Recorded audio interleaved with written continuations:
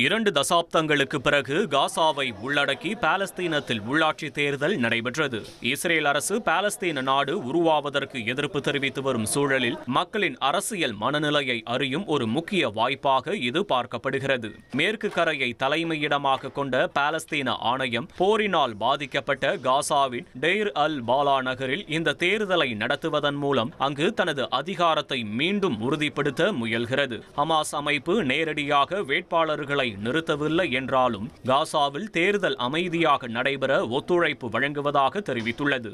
அதே சமயம் இஸ்ரேலை அங்கீகரிக்கும் பாலஸ்தீன ஆணையத்தின் நிபந்தனைகளுக்கு எதிர்ப்பு தெரிவித்து சில அமைப்புகள் இந்த தேர்தலை புறக்கணித்துள்ளன. இனி செல்லும் இடமெல்லாம் செய்தி. தந்தி டிவியின் வாட்ஸ்அப் சேனலை ஃபாலோ பண்ணினா செல்ல இருக்கும் இடமெல்லாம் செய்தி. இதோ QR கோட் இப்பவே ஸ்கேன் பண்ணுங்க, ஃபாலோ பண்ணுங்க.